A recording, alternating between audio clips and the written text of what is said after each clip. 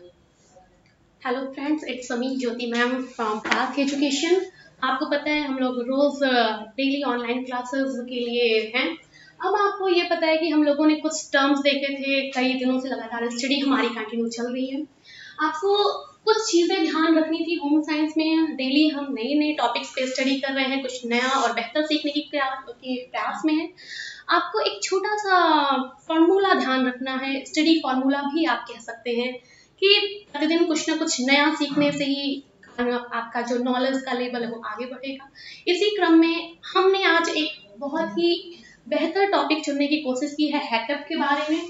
अगर आप हैकअप के बारे में थोड़ा सा भी जानते हैं तो आपको ये पता होगा कि हैकअप एक्चुअल में जो टर्म है वो कहीं ना कहीं खाद्य सुरक्षा से संबंध रखता है। और अगर हम हैकअप के बेसिक की बात कर लें तो हैकअप क्या है, आपको होम साइंस के 5 ब्रांचेस हैं ये पता है। होम साइंस का जो पहला ब्रांच है जिसे हम मैनेजमेंट कहते हैं, वो मैनेजमेंट एक्चुअल में मैनेजमेंट ना होकर के मैनेजमेंट के 2 फेज होते हैं। एक हमारा होम मैनेजमेंट होता है, दूसरा हमारा आईएफएम होता है, जिसके बारे में हमने लास्ट क्लास में भी स्टडी कर रखी है।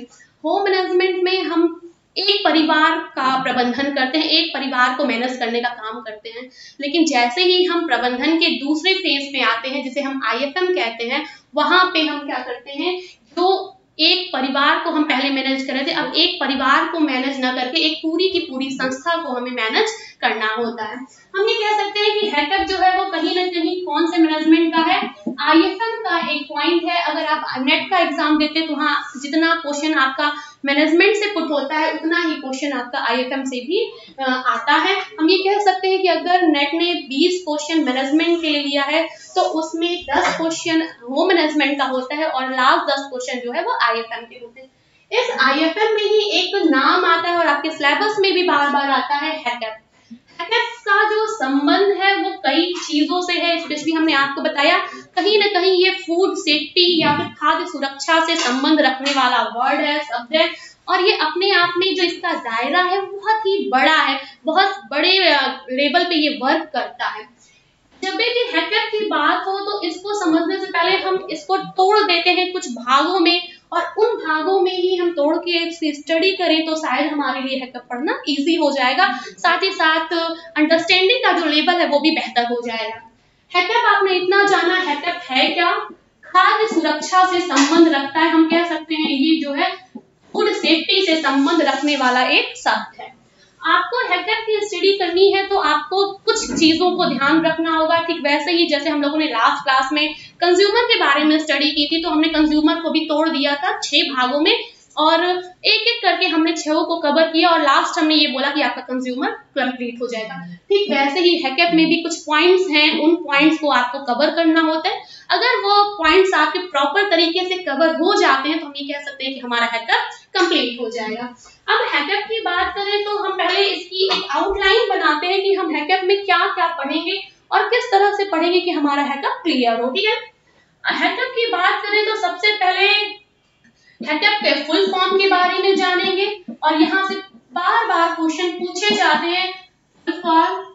दूसरा, हैकअप के बारे में कुछ बेसिक नॉलेज इकट्ठा करेंगे, जैसे कि हैकअप आया कब, हैकअप किस कंपनी के साथ मिलकर काम किया, क्या जरूरत पड़ी हैकअप की, इस तरह की चीजों के बारे में जानेंगे। तो हैकअप से संबंधित बेसिक नॉलेज के बारे में हम जानेंगे, बेसिक नॉलेज के बारे में जानेंगे। हैकअप के प्रिंसिपल्स हैं, जिसे आप कह सकते हैं 7 प्रिंसिपल ऑफ हैकअप या हैकअप प्रिंसिपल के नाम से भी हम इसे जानते हैं। और ये प्रिंसिपल ही इसके 7 स्टेप भी कहे जाते हैं, इसी को आप 7 स्टेप्स के नाम से भी जानते हैं, 7 स्टेप ऑफ हैकअप। आपको ये पता है कि हमने हैकअप के बारे में बात की तो हमने बोला कि हैकअप में कुछ पॉइंट्स ऐसे हैं जिसको आप कवर करेंगे तो आपका हैकअप कंप्लीट होगा। हमने हैकअप के फुल फॉर्म की बात की, हमने हैकअप के बेसिक नॉलेज की बात की, हमने हैकअप के प्रिंसिपल की बात की, और जो हैकअप के 7 प्रिंसिपल्स हैं वो कहीं ना कहीं 7 स्टेप्स ऑफ हैकअप भी कहलाते हैं। अगली बात हमें करनी है फूड सेफ्टी का ये पॉइंट है, और इस फूड सेफ्टी में हमें एक चीज ध्यान रखनी है कि इसमें 4 Cs ऑफ सेफ्टी आता है, 4 Cs ऑफ फूड सेफ्टी। आपको फूड सीएस और फूड सेफ्टी के बारे में भी ध्यान रखना होगा। अगर आप इन चारों पॉइंट्स को ठीक तरह से समझ रहे हैं तो आप ये कह सकते हैं कि आप हैकअप को 70 से 80% समझ रहे हैं। ठीक है, हमें एक एक पॉइंट को लेकर के आगे बढ़ना है कि हैकअप का फुल फॉर्म क्या है, हैकअप का प्रारंभ कब हुआ, किस कंपनी ने या क्या वजह था कि वो हैकअप प्रकाश में आया, क्या उसके स्टेप्स हैं, किस प्रिंसिपल से पे वो काम करता है। और आपको एक ये चीज जो कि अभी तक पूछी नहीं गई है, बट अगर हम फूड सेफ्टी खाद्य सुरक्षा की बात कर रहे हैं तो हमें फूड सीएस और फूड सेफ्टी के बारे में हमें जानना होगा, ये हम ध्यान रख सकते हैं। वैसे अगर आप कभी नेट का एग्जाम देते होंगे और अगर आप आईएफएम के में होंगे, आप आईएफएम का पोर्शन देख रहे होंगे, तो वहां सिर्फ और सिर्फ 4 CS ऑफ फूड सेफ्टी ही नहीं, आपको 4 P ऑफ मार्केटिंग भी मिलेगा, 4 P ऑफ कंज्यूमर मिलेगा, 4 CS ऑफ कंज्यूमर एजुकेशन, बहुत सारी चीजें मिलेंगी। आप 3 E ऑफ सेफ्टी मिलेंगे। ऐसे बहुत सारे छोटे छोटे क्वेश्चंस बनते हैं जो कि आपके कहाँ से संबंध रखते हैं, आईएफएम से संबंध रखते हैं। फिलहाल अभी हम हैकअप की चर्चा कर रहे हैं, ये सारे जो नाम हमने लिए वो कहीं ना कहीं कोटलर जिसे आप फादर ऑफ मार्केटिंग कहते हैं या मार्केटिंग गुरु के नाम से जिसे हम जानते हैं, वहां पे ये सारी चीजें आपको मिलेंगी। मार्केटिंग से संबंध रखते हैं 4 P of marketing, 5 P of marketing and 7 P of marketing, ये सब वहां के पार्ट्स हैं। फिलहाल हमें हैकअप में सिर्फ फुल फॉर्म देखना है, बेसिक नॉलेज देखनी है, प्रिंसिपल्स देखने हैं और जो 4 CS ऑफ फूड सेफ्टी है उसके बारे में ध्यान रखना है। हम एक एक करके आगे बढ़ चलते हैं। सबसे पहली बात हमें करनी है फुल फॉर्म ऑफ हैकअप। हैकअप का फुल फॉर्म क्या है या किन शब्दों से मिल करके हैकअप बना हुआ है। इतना तो हमें समझ आ ही गया है कि हैकअप क्या है, आईएफएम का एक टर्म है और आईएफएम का फुल फॉर्म आप जानते हैं इंस्टीट्यूशनल फूड मैनेजमेंट होता है, संस्थागत खाद्य प्रबंधन होता है। प्रबंधन ही करना है लेकिन एक ऐसी संस्था का प्रबंधन करना है जहां पे खाद्य पदार्थों का उत्पादन किया जा रहा हो, साथ ही साथ इसका दायरा हमेशा क्या होगा, बड़ा होगा। इतनी चीजें हमारी क्लियर है। अब इस आयतन में हम हैकअप की बात कर रहे थे, हम हैकअप की चर्चा कर रहे थे, कहीं ना कहीं ये क्रम किससे संबंध रखता है, खाद्य सुरक्षा से संबंध रखता है। अब अगर हम हैकअप के फुल फॉर्म की बात कर लें तो फुल फॉर्म अगर हैकअप का हम देखें तो हैजार्ड एनालिसिस क्रिटिकल कंट्रोल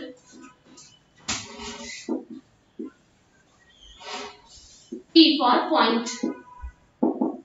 चले हैकअप का फुल फॉर्म देखा जाए तो हैकअप का फुल फॉर्म है hazard analysis critical control and point.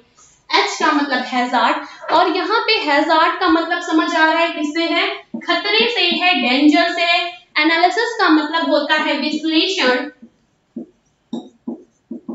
Critical का मतलब होता है विषम, कंट्रोल का मतलब होता है नियंत्रण, पॉइंट का मतलब होता है बिंदु।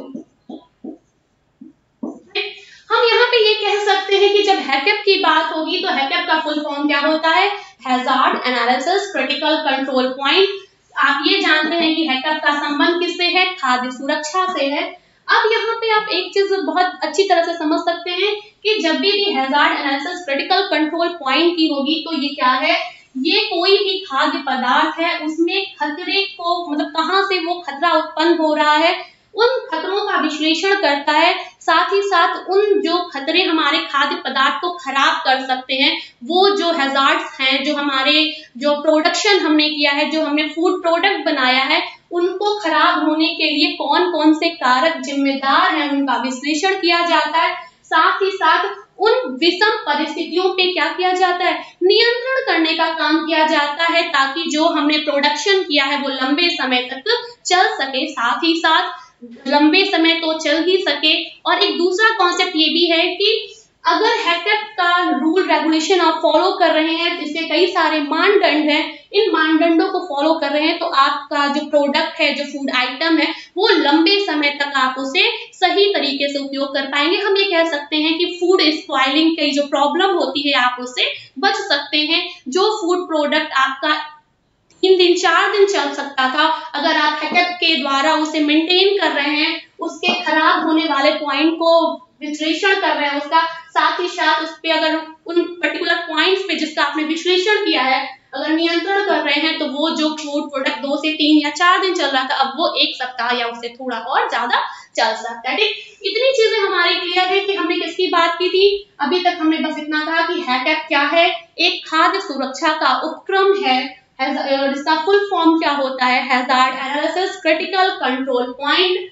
कुल मिला जुला के हम ये कह सकते हैं कि खाद्य सुरक्षा में जब हम कोई प्रोडक्ट बनाते हैं, उस प्रोडक्ट को खराब होने से बचाने के लिए या फिर उन खतरों को पहचानने की कोशिश करते हैं जिससे कि हमारे फूड प्रोडक्ट वेस्ट होते हैं या स्पॉइल होते हैं, उन खतरों को पहचान करके उस पे कंट्रोलिंग करते हैं, उस पे कंट्रोल पाते हैं ताकि वो जो हमारा फूड प्रोडक्ट है वो खराब ना हो, ताकि लंबे समय तक और चल सके। ये काम किसका है, हैकअप का है। ठीक है, अब हम आते हैं हैजार्ड की बात हमने की और हैजार्ड में हमने आपको ये बताया कि ये क्या है, खतरा है। कहीं ना कहीं ये जो खतरा है, इस खतरे में हम एक चीज और देख सकते हैं, ये खतरा तो है ही है, लेकिन कैसा खतरा, मतलब हमें कैसे पता होगा कि कौन से टाइप के खतरे आपके फूड प्रोडक्ट को खराब कर सकते हैं। तो जब भी हैकअप में हैजार्ड की बात होगी तो 3 टाइप के हैजार्ड देखने को मिलते हैं। एक आपका होता है बायोलॉजिकल, दूसरा आपका होता है ह्यूमन,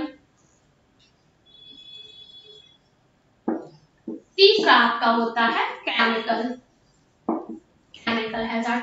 जब बायोलॉजिकल हैजार्ड की बात करते हैं तो उसमें आपके खाद्य पदार्थ में बैक्टीरिया, वायरस, इंसेक्ट्स, कीड़े मकोड़े इत्यादि ना लगे, इसके लिए हम प्रोटेक्शन का यूज करते हैं, हम प्रोटेक्ट करते हैं खाद्य पदार्थ को। अगर आपसे हैजार्ड पूछा जाए कि हैकअप किन हैजार्ड पे कंट्रोल करने का काम करता है, तो हैकअप 3 प्रकार के हैजार्ड को कंट्रोल करता है, एक बायोलॉजिकल हैजार्ड, एक ह्यूमन हैजार्ड और एक केमिकल हैजार्ड।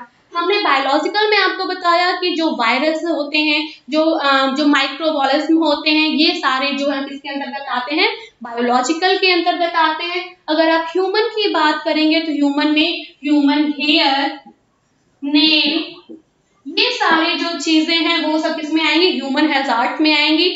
अगर बात केमिकल की जाए तो केमिकल में अगर आपने कोई एसिड्स डाला है, एसिड के साथ ही साथ अगर आपने कोई लिक्विड डाला है, चाहे वो क्लीनिंग लिक्विड हो या किसी भी अन्य प्रकार का लिक्विड हो, प्रिजर्वेटिव इक्विपमेंट्स हो या प्रिजर्वेटिव एजेंट्स हो, तो वो सब आपके किसके अंतर्गत आएंगे, केमिकल के अंतर्गत। ठीक है, हमने सिर्फ इतना बताया हैकअप क्या करता है, हैजार्ड का पहचान करता है। हैजार्ड मतलब आपको पता है खतरे की पहचान करता है, और वो खतरे कितने प्रकार के होते हैं, 3 प्रकार के होते हैं। एक आपका बायोलॉजिकल होता है, दूसरा आपका ह्यूमन होता है, तीसरा आपका केमिकल होता है। बायोलॉजिकल की बात जब भी करेंगे तो बायोलॉजिकल में क्या आता है, कहीं ना कहीं कीड़े मकोड़े, वायरस, बैक्टीरिया इत्यादि आते हैं। लेकिन जब आप ह्यूमन की बात करते हैं तो ह्यूमन हेयर, नेल इत्यादि आते हैं। केमिकल की बात करेंगे तो यहाँ पे एसिड भी आ सकता है, एसिड के साथ ही साथ और कई सारे क्लीनिंग एजेंट्स या क्लीनिंग लिक्विड्स इसमें काउंट हो सकते हैं। ठीक, ये हुई एक बात हैजार्ड की। आपसे हैकअप का पूरा फुल फॉर्म पूछा गया है, तो आपको सबसे पहला ध्यान इसी पे रखना है कि हैकअप है क्या, खाद्य सुरक्षा का एक उपक्रम है। साथ ही साथ हैजार्ड का फुल फॉर्म क्या है, hazard analysis critical control point. Hazard की बात की जाएगी तो हैजार्ड कितने पे, 3 बिंदुओं पे काम करता है, 3 खतरों से हमें बचाता है, बायोलॉजिकल हैजार्ड, ह्यूमन हैजार्ड और केमिकल हैजार्ड।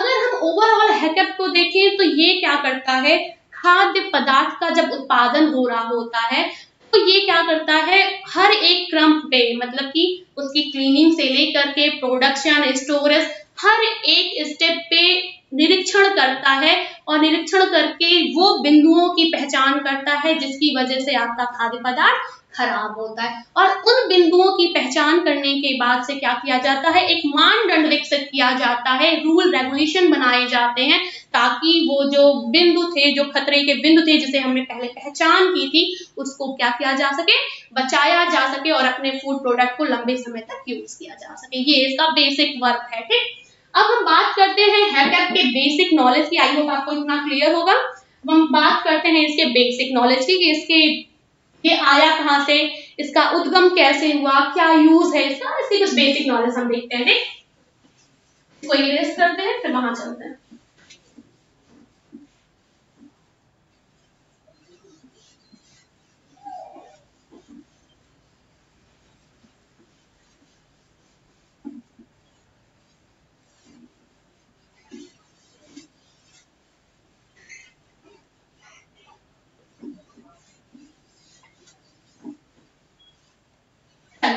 हमने दूसरा पॉइंट डिसाइड किया था बेसिक नॉलेज का। तो अब हैकअप की बात करें और इसके बेसिक नॉलेज की बात करें तो कुछ पॉइंट्स हैं और कुछ नाम आते हैं जो कि इससे संबंध रखते हैं और अच्छा संबंध रखते हैं। कहीं ना कहीं इसको विकसित करने में उन्हीं सारे नामों का या उन्हीं सारी संस्थाओं का बहुत बड़ा हाथ है हैकअप को डेवलप करने में। ठीक है, अब हैकअप की बात करें तो इसके कॉन्सेप्ट में या इसके बेसिक नॉलेज में तीन चीजें आती हैं।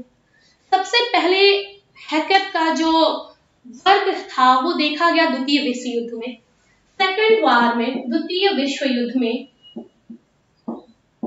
द्वितीय विश्व युद्ध में आर्मी के जो वर्कर थे, मतलब हम कह सकते हैं आर्मी वालों के लिए खाद्य पदार्थ, वो भी सेफ फूड तैयार करने के लिए क्या किया गया था, हैकअप का निर्माण किया गया था, लेकिन इसे प्रॉपर तरीके से रन नहीं किया जा सका था। सबसे पहले हैकअप का प्रयोग कहाँ हुआ था, तो आपको ये पता है। सबसे पहले अगर हैकअप की बात करेंगे तो द्वितीय विश्व युद्ध में जो आर्मी वाले सोल्जर्स थे, हमारे जो सोल्जर्स थे, उनके लिए सेफ फूड बनाने के लिए इस हैकअप को लाया गया था, परंतु इसका प्रॉपर तरीके से रन नहीं किया गया था। हम कह सकते हैं पब्लिकली ये रन नहीं किया गया था, सिर्फ और सिर्फ ये आर्मी वालों के लिए ही यूज किया गया था। लेकिन इसका प्रयोग पब्लिकली कब हुआ, तो आपको सिर्फ इतना ध्यान रखना है कि द्वितीय विश्व युद्ध में आर्मी वालों के लिए ये लाया तो गया था, इससे फूड प्रोडक्ट बनाए भी गए थे जो कि सेफ फूड के अंतर्गत आते हैं। सेफ फूड मतलब जो लंबे समय तक चल सके, जो जल्दी खराब ना हो, उन लोगों के लिए यहाँ पे हैकअप ने सेफ फूड बनाया था। दूसरी अगर हम बात करें तो 1960 में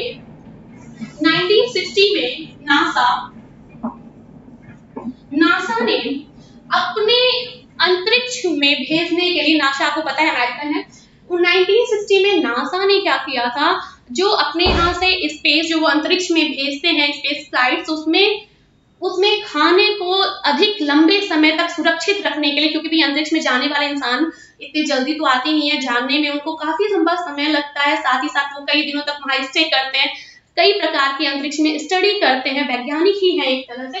तो जो नासा ने क्या किया, 1960 में अपने जो लोग थे जो अंतरिक्ष में जा रहे थे, उनके लिए सेफ फूड को बनाने का काम किसे दिया, हैकअप को दिया। और साथ ही साथ जब नासा ने ये काम दिया तो इस काम को देने के लिए उन्होंने एक कंपनी का भी सहारा लिया नासा ने, और उस कंपनी का जो नाम था वो क्या था, पिल्सबरी।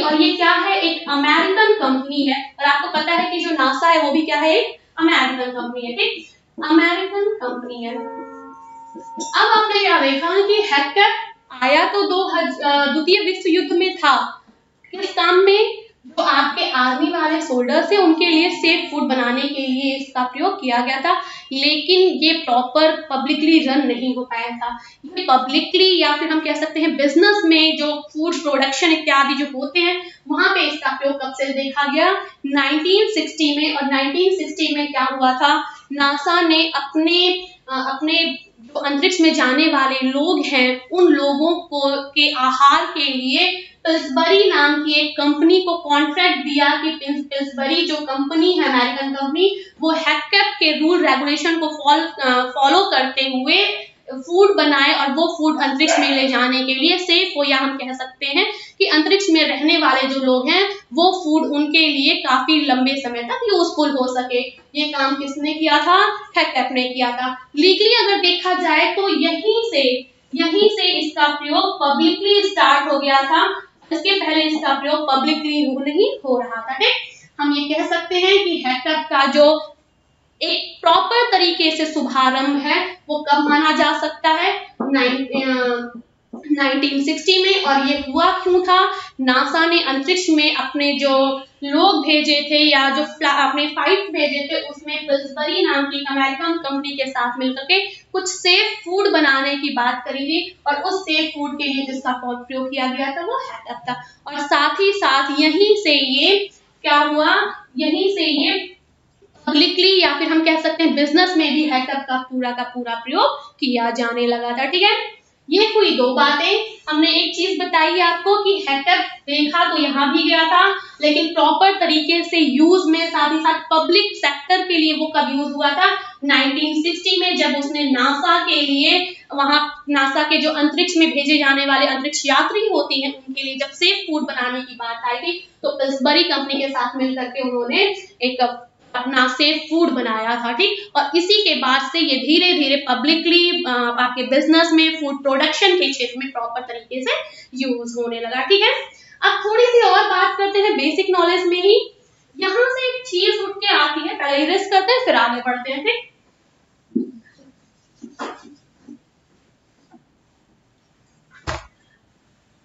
टाइम व्हील में ही 2002 FDA और USDA,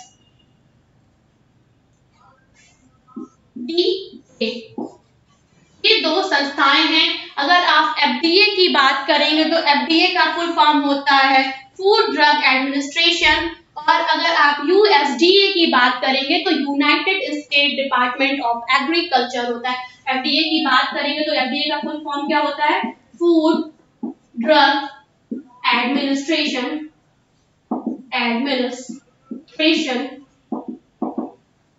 और अगर आप USDA की बात करेंगे तो United states department of agriculture.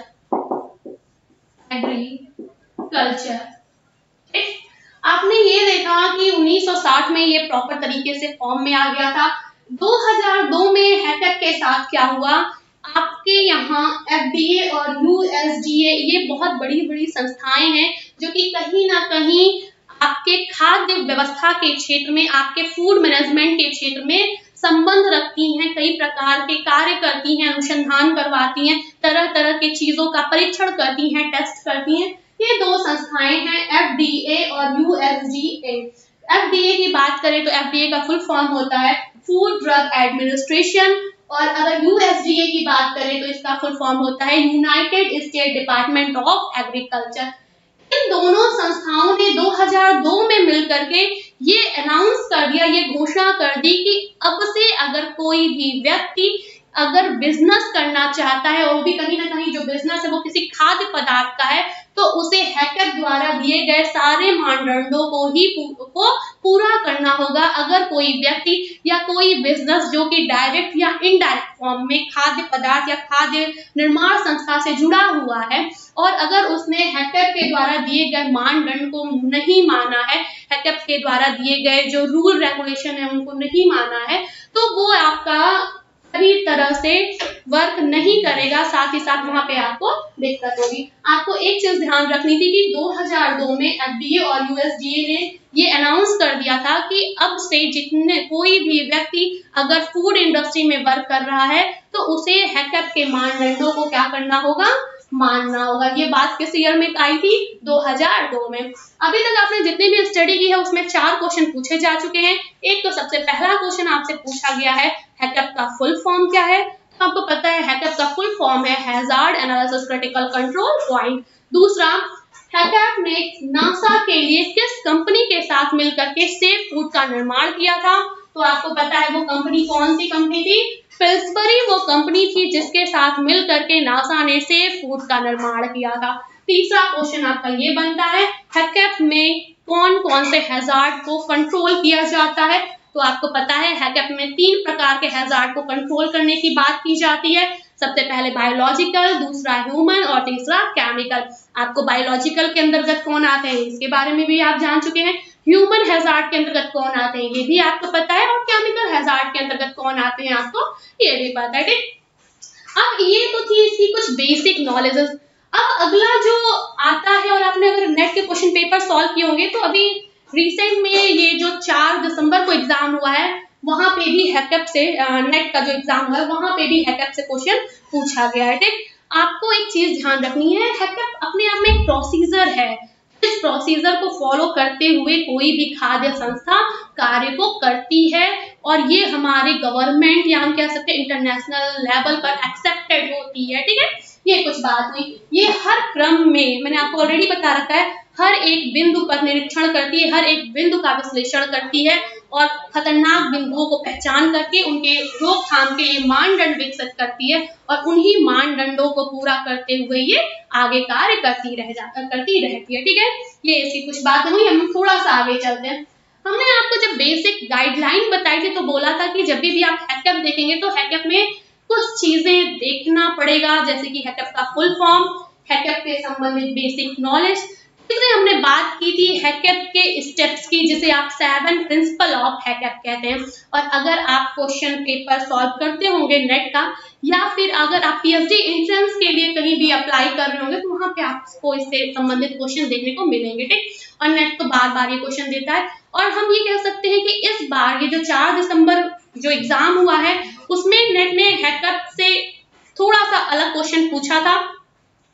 लिखा हुआ था हैकअप सिस्टम क्या है, और उसमें हालांकि जब भी नेट पूछता है तो उसके स्टेप्स को, या जिसे हम 7 प्रिंसिपल कहते हैं, उसको अरेंज करने की बात करता है। उसको गलत ढंग से दे दिया जाता है, उसे रीअरेंज करना होता है। बेसिकली हैकअप से क्वेश्चन ऐसे ही बनता है, लेकिन इस बार क्वेश्चन के पैटर्न में थोड़ा सा अंतर देखने को मिला था। ठीक है, लेकिन क्वेश्चन हर बार पुट ही हो रहे हैं। अगर आप इतनी चीजों को ध्यान से समझ रहे हैं तो आपका हैकअप समझ ही ऑलमोस्ट क्लियर हो जाएगा। हमने बेसिक नॉलेज के बारे में भी जान लिया। बेसिक नॉलेज में आपने क्या जाना कि प्रारंभ की अगर बात करें तो द्वितीय विश्व युद्ध में हुआ था, लेकिन बेसिकली लाइट में कब आया तो 1960 में नासा के लोगों के लिए खाना बनाया था फूड सेफ्टी के लिए, जो कि कौन सी कंपनी के साथ मिलकर, पिल्सबरी। तीसरा 2002 में क्या हो गया था, एफडीए और यूएसडीए। इनफैक्ट आपका एफडीए का फुल फॉर्म भी पूछा जाता है, यूएसडीए का भी फुल फॉर्म पूछा जाता है।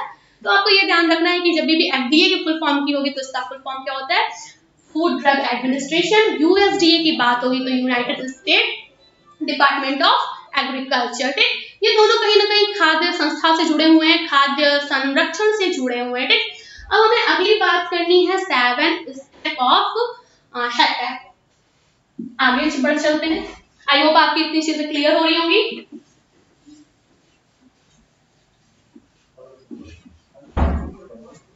और सबसे ज्यादा जो क्वेश्चन पूछा गया है आज तक हैकअप को अगर लेकर के, तो यहीं से पूछा गया है, बार बार यहीं से क्वेश्चन आते रहे हैं हैकअप के स्टेप्स को। और आपको एक जगह कंफ्यूज नहीं होना है, हैकअप के स्टेप की बात हो या हैकअप के प्रिंसिपल की बात हो, दोनों एक ही है।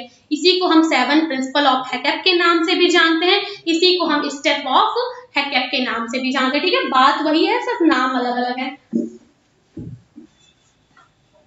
ओवरऑल हम ये कह सकते हैं प्रोसीजर हमें ध्यान रखना है कि किन किन प्रोसीजर को फॉलो करते हुए हैकअप वर्क करता है खाद्य सुरक्षा के क्षेत्र में।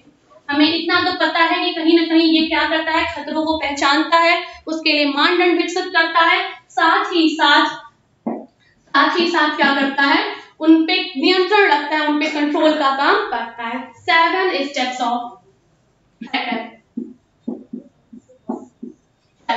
7 स्टेप्स ऑफ हैकअप की बात करें, और हमने आपको ऑलमोस्ट बता रखा है कि सबसे ज्यादा क्वेश्चन यहीं से पूछे जाते हैं आज तक में। बट इस बार जो 4 दिसंबर को एग्जाम हुआ था वहां पे क्वेश्चन की पैटर्निंग थोड़ी सी अलग। ठीक है, आपको 7 स्टेप ऑफ हैकअप देखने हैं। सबको पता है कि स्टेप्स कितने होंगे, 7 स्टेप की बात करें या 7, इसी को हम 7 प्रिंसिपल ऑफ हैकअप के नाम से भी जानते हैं। तो सबसे पहले हम एक एक करके चलते हैं किसमें क्या करते हैं। सबसे पहला जो हम काम करते हैं वो खतरे की पहचान करते हैं, खतरे की पहचान। दूसरा जो है वो क्या होता है, सबसे पहले हमने खतरे की पहचान कर लिया, उसके बाद मुख्य बिंदु की पहचान, मुख्य बिंदु की पहचान। तीसरा हम क्या करते हैं, रोकथाम के मानदंड रोकथाम के मानदंड एवं दिशा निर्देश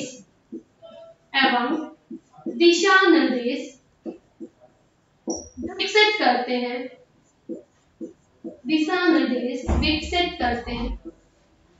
फिर चौथा, हम क्या करते हैं, खतरे पर नजर रखते हैं। खतरे पर नजर रखते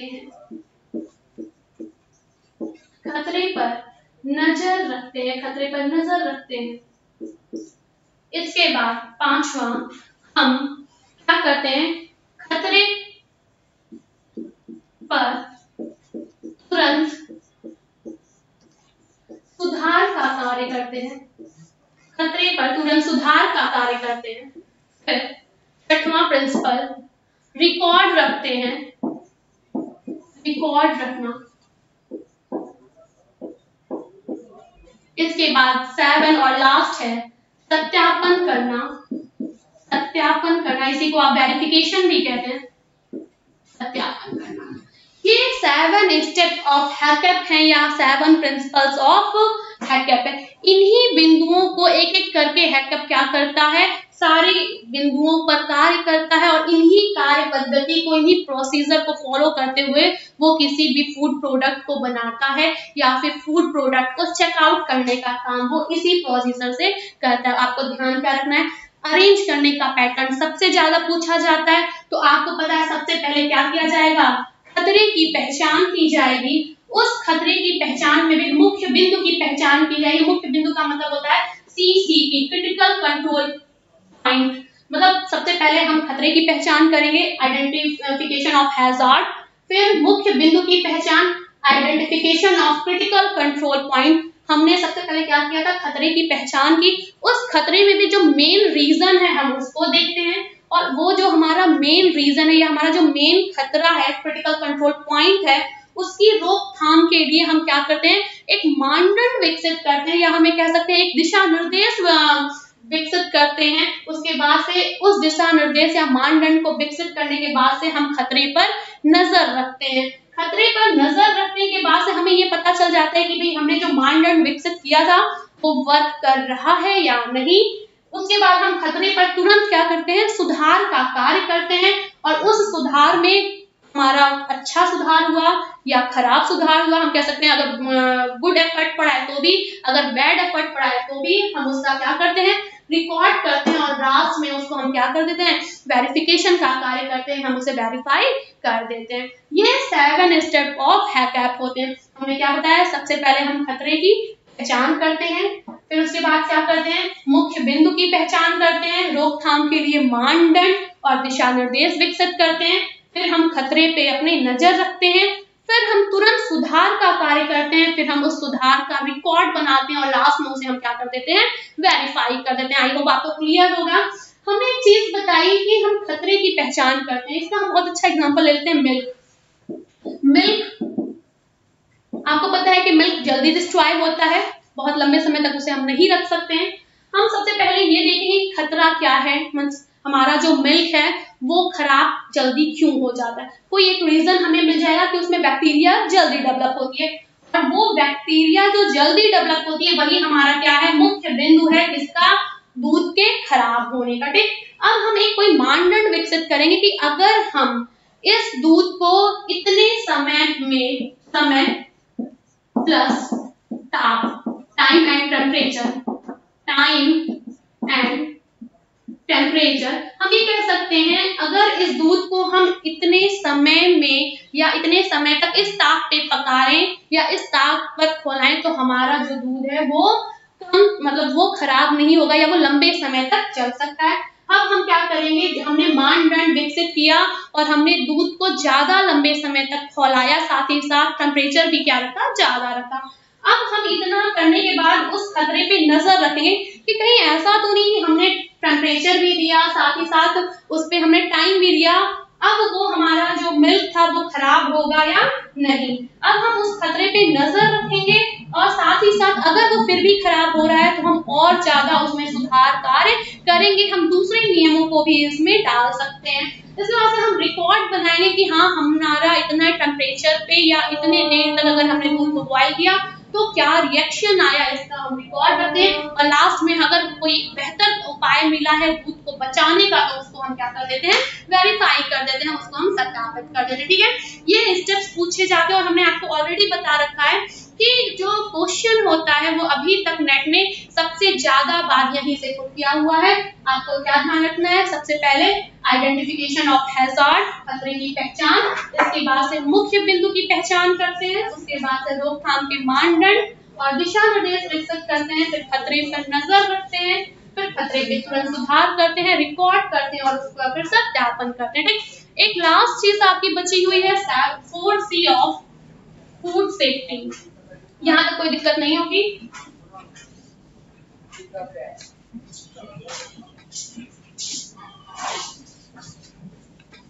एक लास्ट पॉइंट आपका यहाँ पे बचता है 4CS of food safety.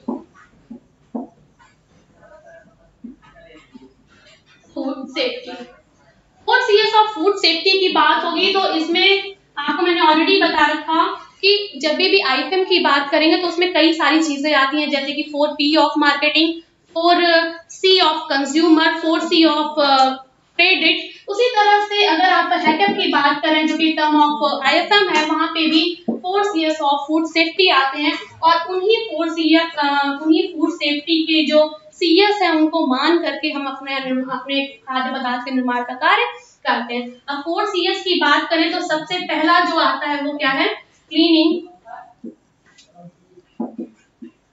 Cooking, ceiling और लास्ट आता है क्रॉस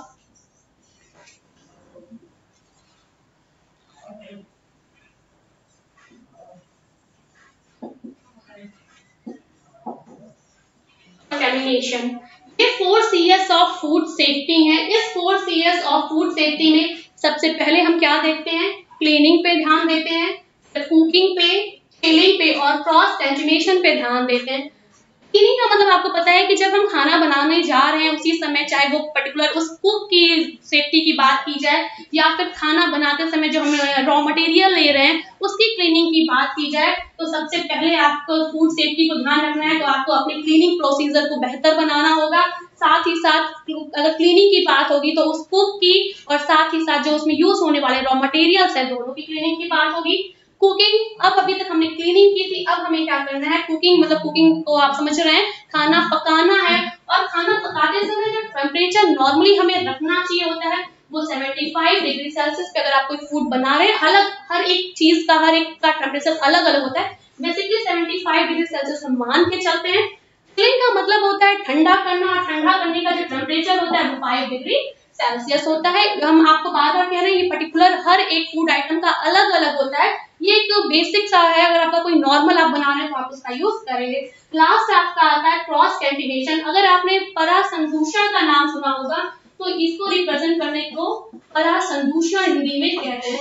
इसका मतलब होता है, आपने देखा होगा कोई भी बैक्टीरिया है या फिर कोई भी वायरस है, अगर वो खाद्य पदार्थ में आया तो वो धीरे धीरे अपने बगल में जो दूसरा है या तीसरा जो ऑब्जेक्ट है उसको भी धीरे धीरे क्या कर देता है, प्रभावित करता है। हम ये कह सकते हैं कि क्रॉस कंटामिनेशन में क्या होता है कि कोई भी आपका बैक्टीरिया, वायरस का खुद ही कुछ भी हो सकता है, ए टू जेड बायोलॉजिकल या माइक्रोबायोलॉजिज्म का, वो एक पदार्थ से स्टार्ट होता है, वो अपने निकट दूसरे तीसरे ऐसे करके पूरे के पूरे खाद्य पदार्थ को क्या कर देता है, डिस्ट्रॉय कर देता है। तो आपको क्या करना है, अगर CS की बात कर रहे हैं, वो भी सेफ्टी की बात कर रहे हैं, तो आपको क्लीनिंग में सफाई पे ध्यान देना है, कुकिंग पकाने पे, सीलिंग मतलब ठंडा करने पे ध्यान रखना है, साथ ही साथ क्रॉस कंटामिनेशन जिसे आप परासंदूषण कह रहे हैं उस पे भी ध्यान देना होता है। ठीक, ये तो पूरी बात थी हैकअप की। आई होप आपको समझ आ गया होगा। अभी तक हमने कुछ चीजें ही ध्यान में रखी थी, हैकअप का फुल फॉर्म देखा, साथ ही साथ हैकअप के बेसिक नॉलेज देखे थे, उसके बाद स्टेप देखा,